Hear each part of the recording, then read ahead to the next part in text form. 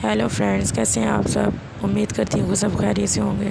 मैं आई थी अपनी मामा के घर। मेरी मामा की अचानक तबीयत ख़राब हो गई थी, उनको लेके हम हॉस्पिटल में आए थे। पूरा दिन खजल ख़राब होने के बाद हम रात को घर पहुँचे। मेरे पापा ने हमसे पूछा कि डॉक्टर ने क्या बताया, तो मैंने उनको बताया कि डॉक्टर कह रहे थे इनको मुकम्मल तौर पर रेस्ट करवाया जाए। बट मैं अपने पापा का जवाब सुन के इतनी हैरान लेकिन परेशान नहीं हुई।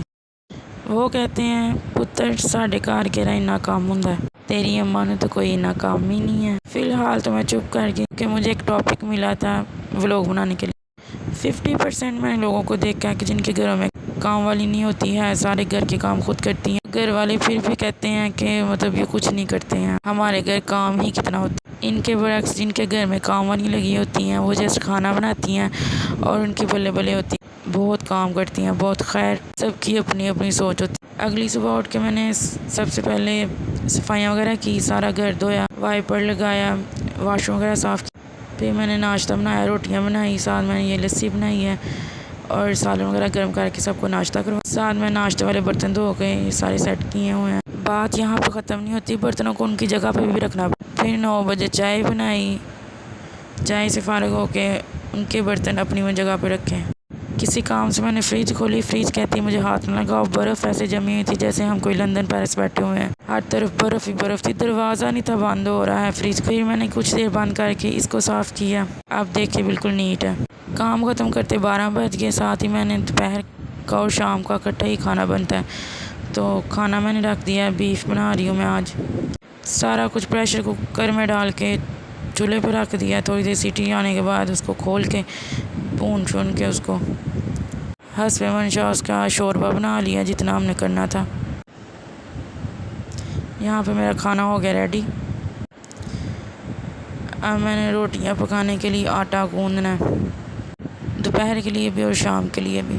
वैसे ये रूटीन तो हर घर की होती है, बट यहाँ पे मैं अपनी अम्मी की शेयर कर रही हूँ रूटीन, जो सारा दिन काम करती हैं। मेरे पापा का ख्याल है कि मतलब हमारे घर में तो इतना काम होता है। खाना बनाने व आटा गूंदने के बाद मशीन देखी कपड़ों वाली, तो वो भी बड़ी हुई थी धोने वाली। फिर मैंने कहा जाते जाते वो भी धो दूँ, मैंने तो चले ही जाना है तो इनका फ़ायदा कर दूँ। चलो अम्मी को कुछ दिन रेस्ट मिल जाएगा। कुछ धोने वाले पड़े हैं, कुछ धुल रहे हैं और कुछ धो के रखे हुए हैं, वो उस खाने के लिए डालने हैं। लो जी, मैं अब कड़ी धूप में छत पे आ गई हुई हूँ। सूरज भी सर पे खड़ा, जैसे इसने सारी ज़िंदगी दोबारा निकलना ही नहीं है, आज ही इसको मौका मिला निकलने का।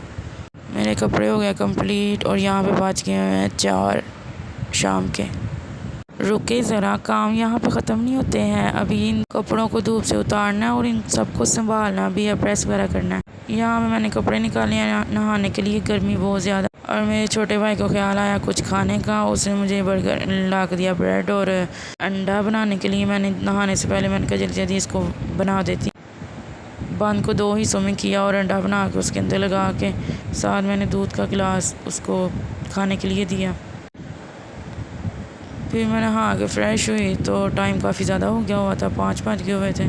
मैंने अम्मी को ज़बरदस्ती उठाया और थोड़ी देर वॉक के लिए ले गई बाहर, ताकि उनकी तबीयत कुछ बेहतर हो। वॉक से काफ़ी उनको सुकून मिला था।